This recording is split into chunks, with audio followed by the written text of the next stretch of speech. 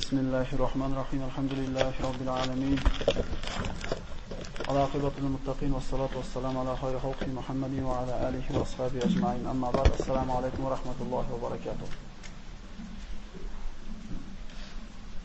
Rasululloh sallallohu alayhi vasallamdan keyin Qur'onni birinchi bo'lib Makka da oshkor o'qigan kishi Abdulloh ibn Mas'ud roziyallohu anhu. Rasululloh sallallohu alayhi vasallam bu zot haqida quyidagi hadisni marhamat qiladi. Man sarrahu an yaqra al-Qur'ana ratban kama nazala falyaqrahu ala qira'ati ibn Abdi. Kim Rasulullohga Qur'on nozil bo'lgandek tilovat qilishlikni xohlasa, Abdulloh ibn Mas'ud o'qigandek o'qisin. Abdulloh ibn Mas'ud roziyallohu anhu Rasulullohga payg'ambarlik vahiysi nozil bo'lgan paytda Makkadan uzoqda, Makkaning tashqarisida cho'ponlik bilan shug'ullanib yurgan, hali balog'at yoshi yetmagan yosh yigitcha edi. U kishini odamlar Ibn Abd deb nomlashar edi. Rasululloh sallallohu alayhi vasallam payg'ambarlik da'vatini Makkada oshkor qildi va butun Makka mana shu Rasulullohning da'vati bilan ovora bo'lib turganda, musulmonlar iymon keltirishlik bilan mushriklar Rasululloh va musulmonlarga ozor berishlik bilan ovora bo'lgan paytda bu yosh yigitcha Makkaning sayyidlaridan bo'lgan ba'zi kishilarni, ya'ni Uqbat ibn Abi Muayyidni qo'ylarini boqib, Makkaning tashqarisida cho'ponlik bilan shug'ullanardi. Kunduzi cho'lda bo'lardi, qaytib kelganda kechqurun bo'lardi. Makkada bo'layotgan ishlardan bu yigit bexabar edi. Lekin ana shu qo'y boqib yurgan kunlarning birida uzoqdan ikki kishi Abdullohning oldiga keladi. Ularni ko'rishda bir salobat, haybat, viqor va yuzlaridan salohiyat alomatlari ko'rinib turar edi. Hamda ular yo'l yurib charchaganligini belgilari bor edi. Kelishdida ulardan biri aytdi: "Ey bola," dedi, "bizga ana shu qo'ylaringdan birini sog'ib, suti bilan bizni sug'ormaysanmi?" dedi. Shunda bu Abdulloh yosh yigit aytdi: "Bunday qila olmayman," dedi. "Sababi qo'ylar meniki emas," dedi. Menga bular omonat qo'yilgan dedi. Shunda haligi ikkita notanish kishi bu yigitni bu gapidan rozi bo'lganligini alomati ko'rindi yuzlarida. So'ngra ulardan biri aytdiki: "Ey bola, sut bermay qo'ygan, ya'ni qariligidan sog'ilmay qo'ygan bir qo'yini ko'rsatchi menga," dedi. Abdulloh ibn Mas'ud roziyallohu anhu ana shu qo'yini yoki echkisini ko'rsatdi. Haligi kishi ana shu qo'yini yoki echkini yerini ushlab turib siladi-da va yerini sutga to'la boshladi. Yonidagi sherigi yerdan bir chuqur idishga o'xshagan bir toshni oldi-da, shunga sog'di, o'zi ichdi, sherigi ichdi va Abdulloh ibn Mas'ud ham ichdi. So'ngra bu manzaraga dahshat ko'zi bilan qarab turgan Abdulloh haligi muborak kishiga qarab turib, "Hozirgi qilgan ishingizni men ham takrorlashligim uchun aytgan so'zlaringizni menga o'rgatsangiz bo'lmaydimi? Menga o'rgating," dedi. Bu ikki kishi kim edi? Bu Rasululloh sollallohu alayhi vasallam va hamrohi Abu Bakr Siddiq Makkadan Madinaga hijrat qilishlik safari edi. Alloh subhanahu va taolo bandasiga yaxshilik iroda qilsa, Makkani tashqarisida yurgan bo'lsa ham, ana shu payg'ambarlikning egasi bo'lgan, oxirgi risolat sohibi bo'lgan Rasululloh o'zini oyog'i bilan kelib mo'jiza ko'rsatyapti. Bu Alloh yorliqagan, Alloh saodat asrida yashashlikka nasib etgan baxtli kishilar edi. Rasululloh sallallohu alayhi vasallam o'zini hamrohi Abu Bakr Siddiq bilan Makka ko'chalaridan chiqib, mana shu Madina qarab ketib borayotgan paytda mana shunday bir voqea yuz beradi. Mana shunga bir muncha vaqt o'tganidan keyin Abdulloh ibn Mas'ud roziyallohu anhu iymon keltirdi. Rasululloh sollallohu alayhi vasallamning xizmatiga o'zini safarbar qildi. Va Rasululloh ham u zotni xizmatidan foydalandi. Mana shu kundan boshlab Abdulloh ibn Mas'ud roziyallohu anhu yer yuzidagi qo'ylarning xizmatini qilishlikdan yer yuzidagi eng afzal inson Muhammad sollallohu alayhi vasallam xizmatini qilishlikka o'tdi. Abdulloh ibn Mas'ud roziyallohu anhu payg'ambarimizni eng yaqin sahobalarga aylandi. Hattoki Rasululloh sollallohu alayhi vasallam uyiga ruxsatsiz kirib ketishlikka ruxsat berishlik darajasiga o'ziga yaqin tutdi. Abdulloh ibn Mas'ud kishini soyasida o'ziga qanday erishilsa, Rasulullohga shunday erishdi. Rasululloh uxlasa namozga uyg'otar edi, tahoratga suv tayyorlab berardi, yuvinsa bir to'sib turar edi, oyoq kiyimini kiysa to'g'rilab turar edi. Bu albatta baxt. Chunki Rasulullohning xizmatida, Rasululloh sollallohu alayhi vasallamning xizmatida. Rasululloh sollallohu alayhi vasallam ham bu kishini tamomiy bir muhabbat bilan yaxshi ko'rdi.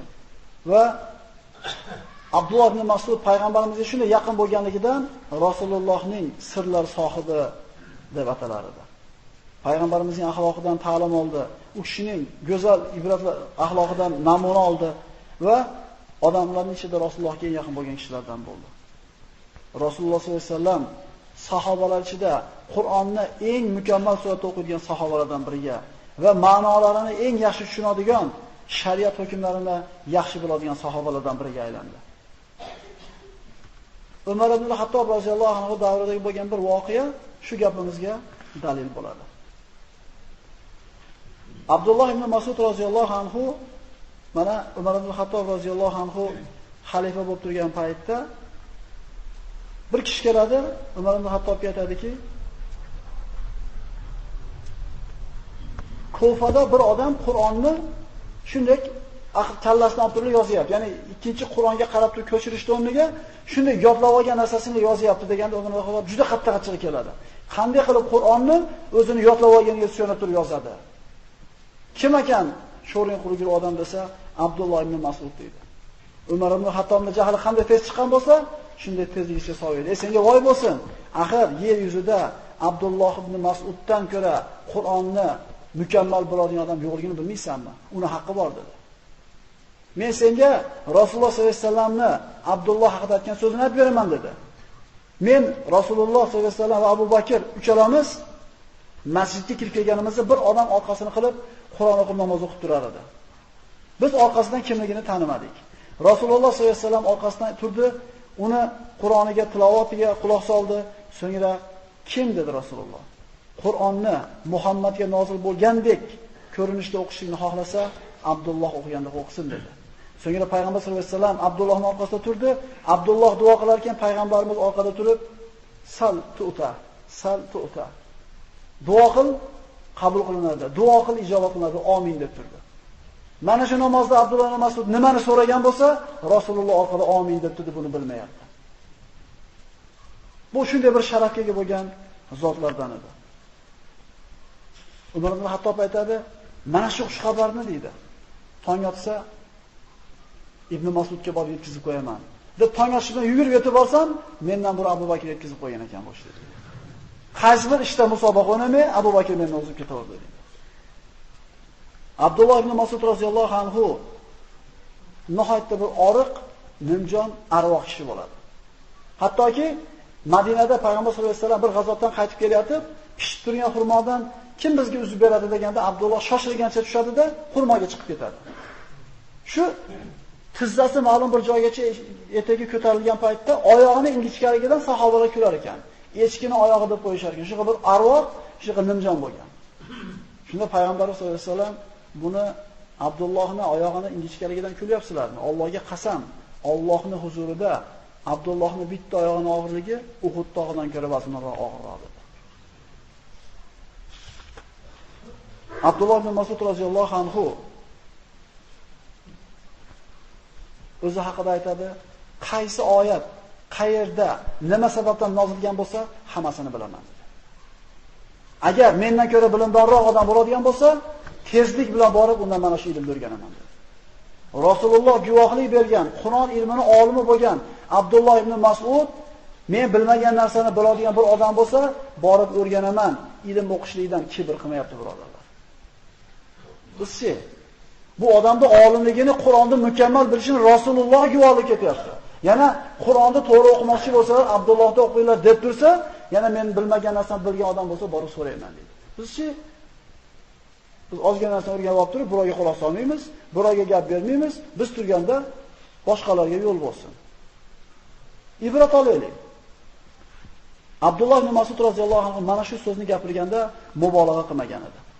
Tunlarda birida Umar ibn Hattob o'zini hamrohlari bilan bir sahroda ketayotganda boshqa bir otliqlar jamoasi peshvoparasidan chiqib qolishadi. Qorong'i, bir-birini tanimayapti. Umar ibn Hattob bilan narigi musulmonlar jamoasi gaplashdi, Umar ibn Hattob so'rayapti. Ichlarida Qur'onni biladigan birorta bir odam bormi dedi. Ular ha deb javob berishdi. Shunda Umar so'radi. Qur'ondagi eng buyuk oyat qaysi dedi. Narigi tomondan javob bo'ldi. Qorong'idagi savol-javob. Eng buyuk oyat Allohu la ilaha illa huval hayyul qayyum oyatul kursi oyat. Shunda Qur'ondagi eng muhkam oyat qaysi? Javob bo'ldi. Innalloha ya'muru bil adli val ihsani va ita'i zil qurba. Umar qoniqdi bu javobdan. Qur'ondagi eng katta ma'nolarni jamlagan oyat qaysi dedi? Faman ya'mal mithqala zarratin khayran yara va man ya'mal mithqala zarratin sharran yara. Kim zarra vaznicha yaxshilik qilsa, albatta ko'radi qiyomat kunida va kim zarra vaznicha yomonlik qilsa, albatta ko'radi qiyomat kunida.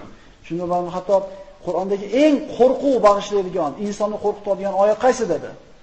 Laysa bi amaniyikum va la amaniyu ahlul kitab man ya'mal su'an yujza bihi va la yajid lahu min dunillahi va la waliyyan va nasira. So'ngra Ibn Hattob Qur'ondagi eng umid baxsh, insonga umid bag'ishlaydigan oyat qaysi dedi? Javob bo'ldi.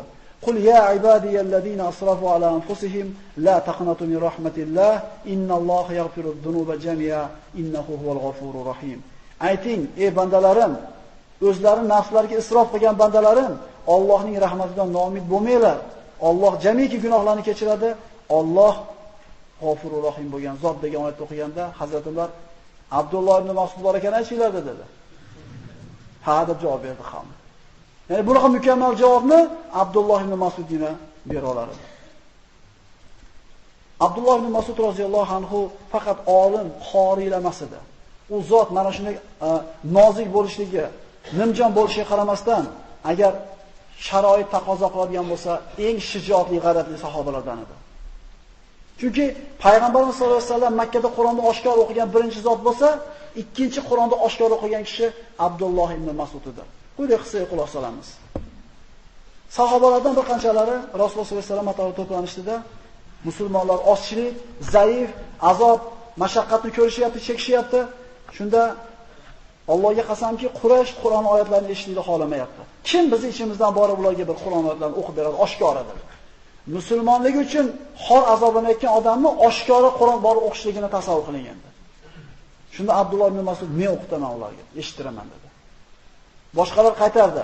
Sizni Quraysh ishida himoya qiladigan kattaroq urug'ingiz, qabiladoshlaringiz yo'q. Qo'ying siz qilmang desa men qilaman dedi. Demak, quvvat u jussada emas ekan. Iymonda ekan, yurakda ekan, qalbda ekan. Quraysh Ka'ba atrofida to'planib o'tirar ekan, shunday bordida Bismillahirrohmanirrohim. Ar-Rahman allamal Qur'an. Ar-Rahman surasidan bir qancha oyatlarni o'qishni boshladi. Shunda bu yerda o'tirganlar Ibn Abd nima o'qiyapti? Muhammadga tushgan narsani o'qiyapti. Turishdida hushidan ketguncha tepkilaverishdi. Og'zi burni qonga to'lib ketdi. Kaltaydi yer ekan, davom etkizaveradi. Kaltaydi yer ekan, davom etkizaveradi.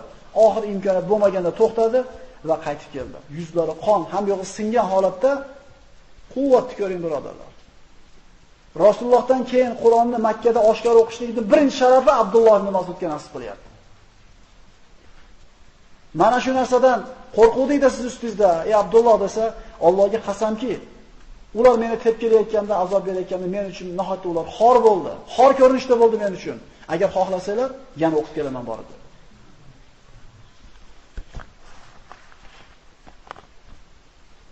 Abdulloh ibn Mas'ud roziyallohu anhu Usmon ibn Affon davrigacha yashadi. U zotga o'lim soatlari yetgan paytda Usmon ibn Affon u kishini ziyoratiga keldi. Ana shunday insonlar ham o'tib ketdi. Badr g'azotida Abdulloh ibn Mas'ud roziyallohu anhu Abu Jahlni kallasini chopib so'dirab keladi. Abu Jahlning kallasi kattaligidan, Abdulloh ibn Mas'udning quvvati ozligidan ko'tara olmasdan so'dirab kelar ekan. Ana shu Makka da turgan davrda Abu Jahl urib, Abdulloh ibn Mas'udning quloqini yorib tashlaydi. Payg'ambarimiz uning kallasini so'dirayotganini ko'rib, bitta quloqqa bitta kalla ko'p bo'lib ketmabdimi deb pazlashib qo'ydi.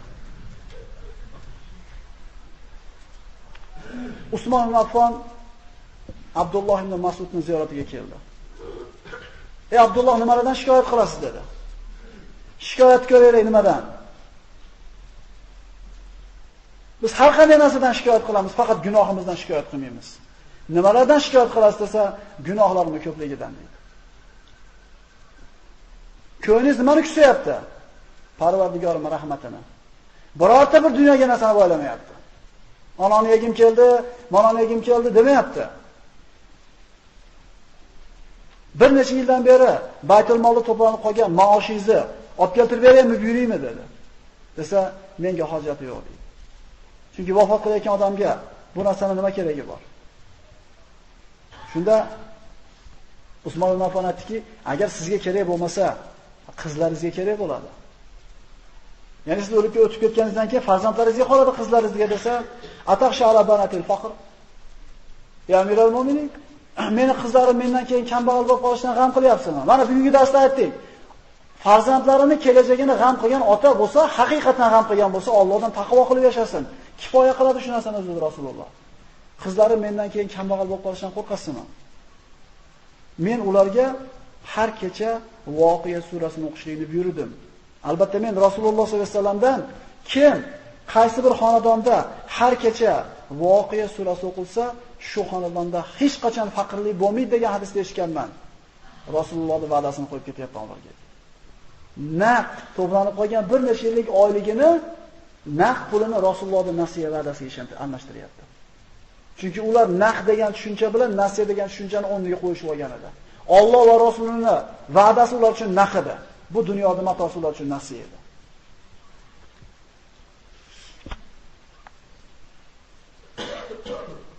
Abdulloh ibn Mas'ud roziyallohu anhu Rafiqul A'loga, Parvardigorning huzuriga safar qilar ekan, tili Allohning zikri bilan va Parvardigorning kalomi bilan kalomi namidan hali qurimagan edi. U zot vafot qildi. Ularni janozasini o'qishiga kelganlarda Zubayr ibn Avvom va bir qancha buyuk sahobalar bor edi va Baqiy qabristonida ko'mildi. Demak, bu zotlar dunyo matosidan birortasidan shikoyat